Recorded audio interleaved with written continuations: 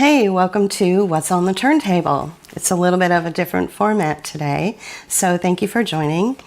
I wrote a little something over the last couple of days, and so I'm going to read it, and then we will go on to the music. So here we go. The album Last Splash by the Breeders is a force of music to be reckoned with, especially since the origin story of this album, which went platinum in 1994, is fraught with underhanded attempts to sabotage and destroy the credibility and raw talent of the band's founding member, Kim Deal. Despite smear campaigns, theft of money, theft of title, and recognition, and despite being the recipient of hostile attempts to publicly humiliate her and set her up to fail, Kim Deal conjured the biggest backfire in indie rock music history when her band's second album, Last Splash, was recorded in record time, catapulted to popularity in just a few short months, and less than a year after it hit the shelves, went platinum. Last Splash is a perfect example of being in the right zeitgeist at the right time, as it embodied the raw energy and girl rock sound that was trending and taking the world by angry, angsty Generation X storm in the late 1980s and 1990s. Every Sunday, I drop a set of songs from various artists on something called What's on the Turntable, which you can find on our Substack page. So if you're not following us over there, you can find the link to it below in the description of this video. I don't typically record intro videos to the playlists I create every Sunday, and nor do I typically focus on just one album. But today I felt led to mix things up a bit. Instead of focusing on random songs from various artists, today's pick focuses on one album, and that album is Last Splash, and the band is The Breeders. I chose this album because there's no other example of how betrayal, humiliation rituals, smear campaigns, constant abuse, and an attempt to destroy an artist backfired in record time, alchemizing the malignancy hurled at an innocent woman after her uncanny ability to refine it into platinum. The industry was left stunned, and we all were witness to something that no one had ever seen before and probably hasn't seen since.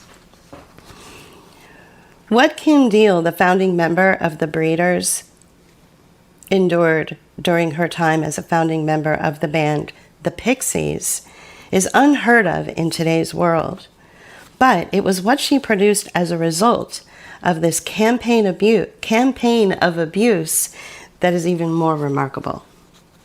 Kim Deal and her twin sister Kelly had been writing songs for at least a decade before Kim left her home state of Ohio and moved to Boston to form the band The Pixies in 1986 with Frank Black, Joey Santiago, and David Lovering. 3 years later, the Breeders were formed in 1989, and the two most formidable band founders are girl rock legends Kim Deal herself of the Pixies and Tanya Donnelly of Throwing Muses. When Kim's sister Kelly joined the band, it was a virtual dream team. Not bad for a backup plan when in the middle of an abusive relationship called the Pixies. In January of 1993, Frank Black, the lead vocalist and lead guitarist of the Pixies, announced on a live BBC 5 radio interview show without any warning to networks, radio stations, fans, or even his own band members, he was shutting down the band.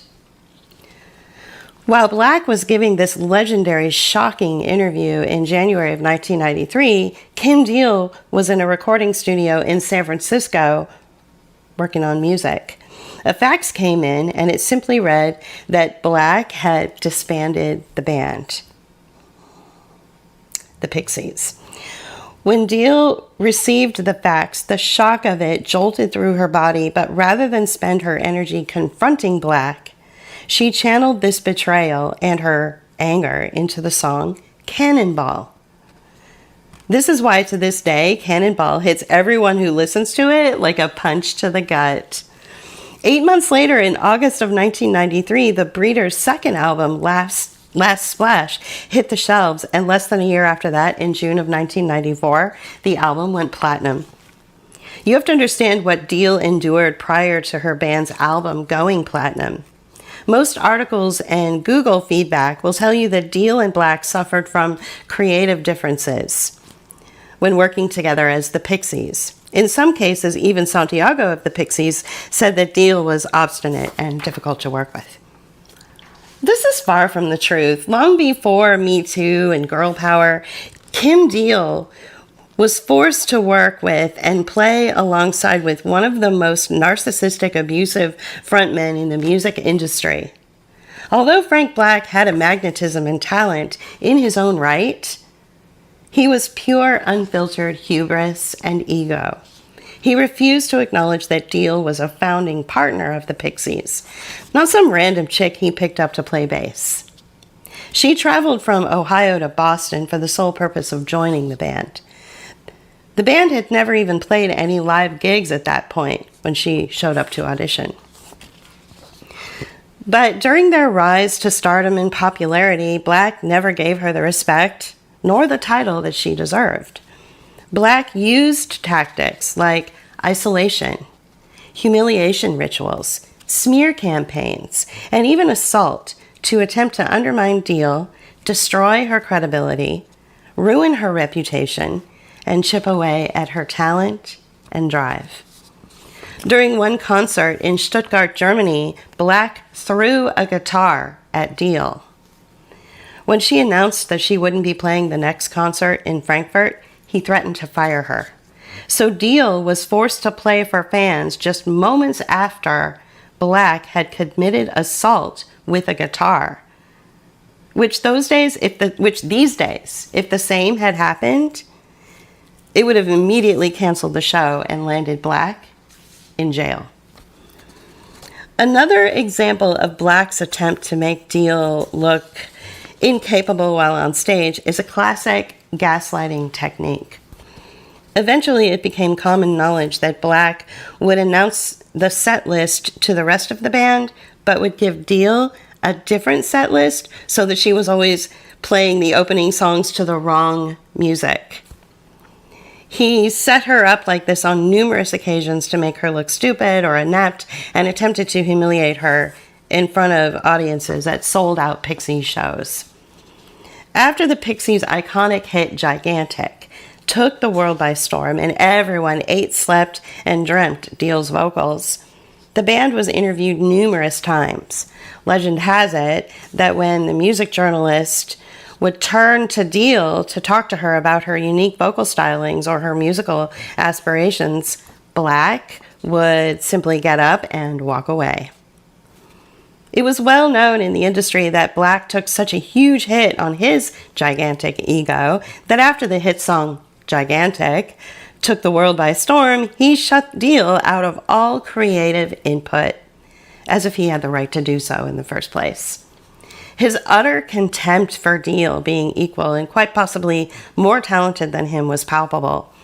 He despised every second he had to work with her, and I imagine because she was more talented than him.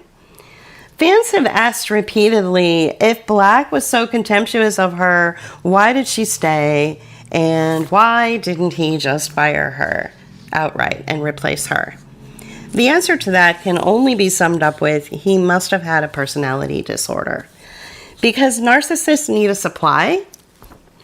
Rumor has it that any time she threatened to quit, he would threaten to sue her. I imagine he refused to let her go because he needed her around to keep her small and stomp out her sense of self-worth in order to make himself look good. The media attention Deal was receiving was too much for Black, which is what led to the impromptu, stunning announcement that he was dissolving their band, the Pixies. Again, this would never fly by today's standards. Black did not have unilateral power to dissolve or even control the creative endeavors of the band, but he was such a bully that it was difficult to push against his imaginary power grabs. This classic example of shock and awe, a tried and true trait of sociopaths I've heard, is an example of a man cutting off his nose to spite his face just because he felt threatened by a more talented band member. You have to understand the Pixies were not winding down in popularity when he made the announcement in 1993 to dissolve the band.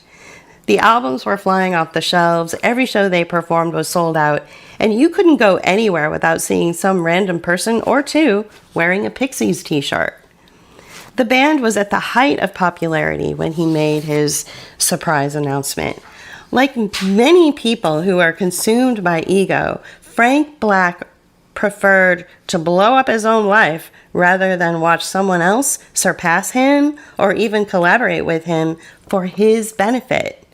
What Black wanted was to control Deal, not work with her in a collaborative space. What he wanted was to keep her small and dependent on him.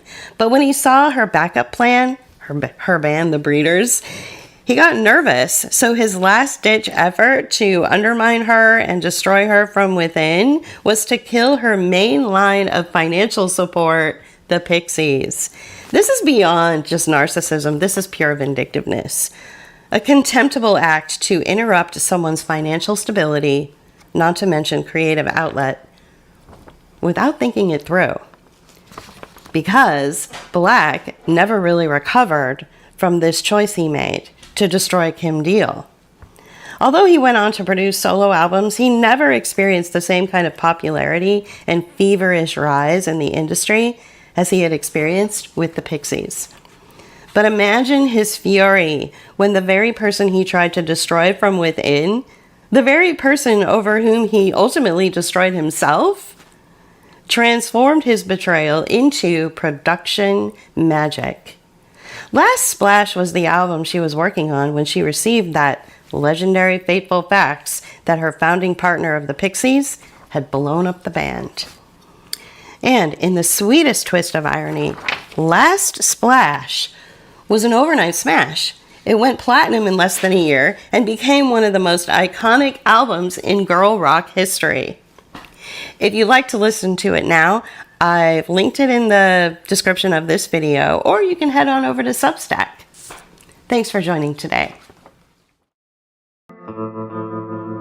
You can help us continue our work by becoming a patron at patreon.com/bookofhours, or leave us a one-time donation at paypal.me/bookofhours.